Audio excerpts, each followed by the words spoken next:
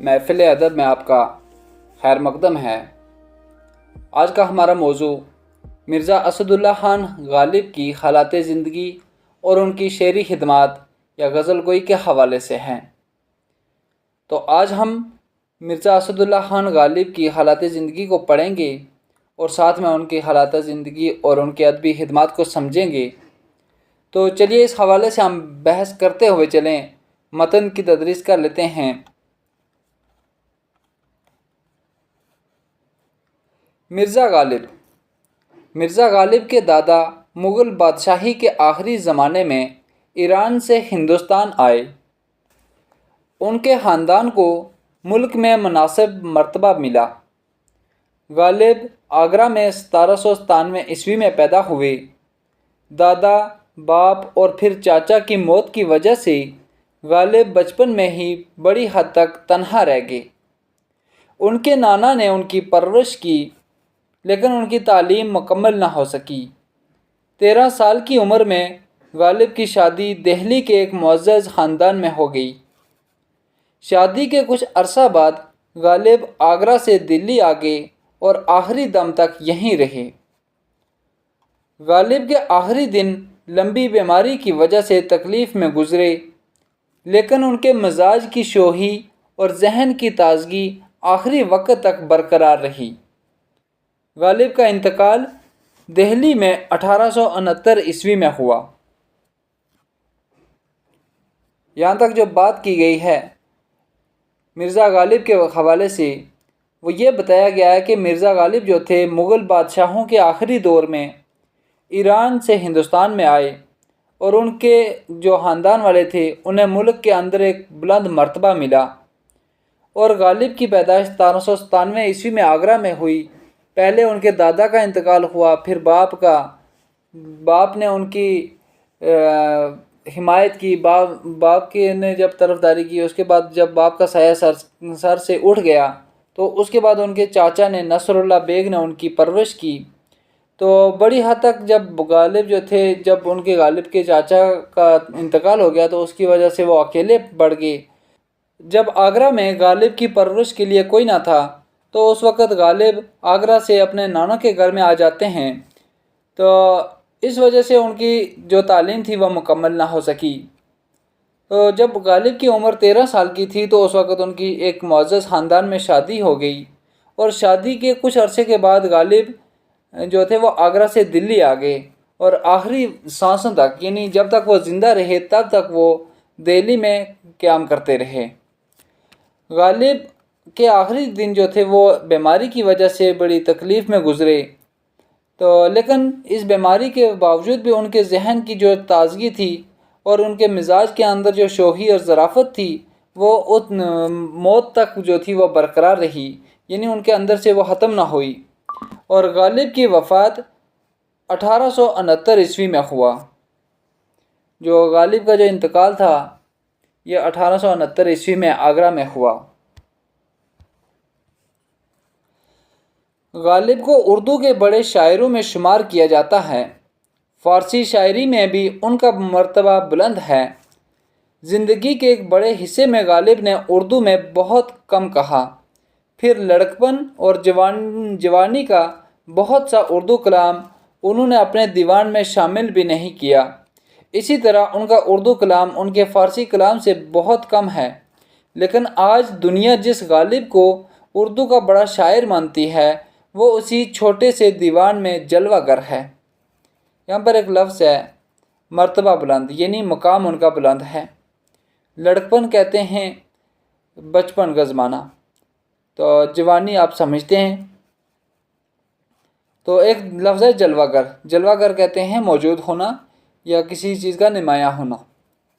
तो गालिब जो थे इनका शुमार आज के दौर के बड़े शायरों में होता है। आज के जितने भी बड़े बड़े शायर हैं गालिब को सर फहरिस्त शामिल किया जाता है।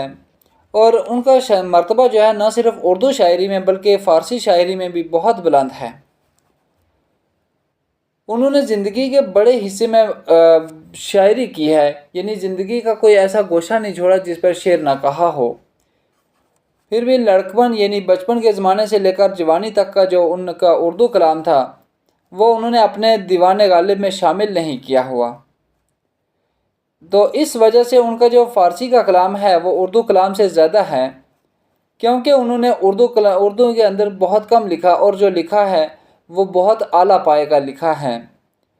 لیکن آج کے دور میں اگر غالب جو ہے آج زندہ ہے، اور آج اردو ادب کے وابستہ جو شعراء ہیں، اردو ادب کے بڑے بڑے شاعر ہیں، اور لوگ آج غالب کو شاعر مانتے ہیں، تو اس کی وجہ صرف ایک ہی ہے کہ ان کا جو چھوٹی سی دیوان غالب جو ہے وہ کتاب ان کی یادگار ہے، جس میں بہت اعلیٰ معیار کی شاعری کی گئی ہے۔ اس وجہ سے آج غالب کو بڑا شاعر کہا جاتا ہے۔ آگے ہے، غالب کے کلام میں زندگی اور کائنات کی بہت سی نازک اور باریک باتوں کی طرف اشارے ملتے ہیں۔ یعنی غالب کا جو کلام ہے، یعنی ان کا جو دیوان غالب ہے، اس میں زندگی اور کائنات کہتے ہیں دنیا، زندگی اور دنیا کی بہت سی نازک اور باریک باتوں، یعنی جو باتیں جو تھی بالکل چھوٹی چھوٹی معلوم ہوتی تھی، ان کو بھی غالب نے بہت بڑی بڑی بات کہہ کر اس کو بیان کرنے کی کوشش کی ہے، اور اتنے حسین پہلو سے پیش کیا کہ اس کی مثال گویا کہیں اور ملتی ہی نہیں ہے۔ غالب کے یہاں فکر کا پہلو زیادہ نمایاں ہے، نمایاں کہتے ہیں ظاہر، یعنی غالب کی جو شاعری ہے اس شاعری کے اندر فکر جو ہے وہ بہت زیادہ پائی جاتی ہے، اور جذبات کا کم، اور جذبات جو تھے وہ ان غالب نے بہت کم ظاہر کیے ہیں، یعنی ان کی شاعری کے اندر زیادہ فکر پائی جاتی ہے اور جذبات جو ہیں وہ کم پائے جاتے ہیں۔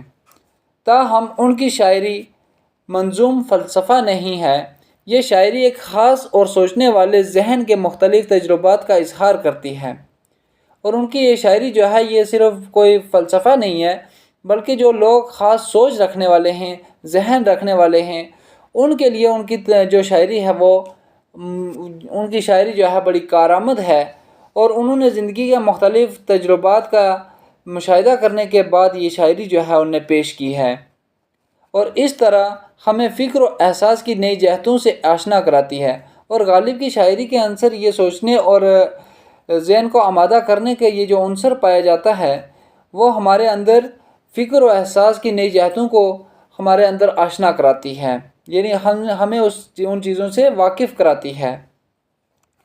زندگی کا کوئی مرحلہ ایسا نہ ہوگا جس پر ہم غالب کے کسی نہ کسی شعر کے ذریعے اظہار رائے نہ کر سکیں، یعنی غالب نے ہر موضوع کے لحاظ سے شعر کہا ہے، اور زندگی کا کوئی ایسا مرحلہ نہیں ہوگا کہ جس پر غالب نے کوئی شعر نہ کہا ہوگا۔ اور آج اگر ہم غالب کے شعر کو کسی نہ کسی مرحلے پر ہم استعمال کریں، کسی بھی بات کے حوالے سے آج ہم بات کریں، تو غالب کا جو شعر ہے وہ ہر ایک بات کے پیچھے کہیں نہ کہیں بیٹھ سکتا ہے، اس کا مقصد جو ہے وہ ظاہر ہو سکتا ہے۔ تو یہی وجہ ہے کہ ہمارے یہاں جتنے شعر ضرب المثل ہو گئے ہیں ان میں سب سے زیادہ شعر غالب کے ہیں۔ تو اور یہی ایک ایسی وجہ ہے کہ جتنے بھی آج جو بے شمار مشہور ہوئے ہیں شعر، جن کی وجہ سے آج شاعر لوگ زندہ ہیں، تو ان میں سب سے زیادہ اگر شعر ہیں کسی کے تو وہ مرزا غالب کے ہیں۔ غالب نے اردو نثر و نظم میں ایک الگ راہ نکالی، انہوں نے نہ صرف اپنے دور کو متاثر کیا بلکہ آنے والی نسلیں بھی ان سے فیض حاصل کرتی رہیں گی۔ یعنی مرزا غالب جو تھے انہوں نے نہ صرف اردو نثر و نظم میں کوئی ایک راہ نکالی بلکہ انہوں نے اپنے دور کو متاثر کیا، اور ساتھ میں جو آنے والی نئی نسلیں تھیں ان کو بھی اس چیز کے بارے میں تجسس پیدا کیا کہ ہمیں کس طرف راغب ہونا ہے اور کیا کرنا ہے۔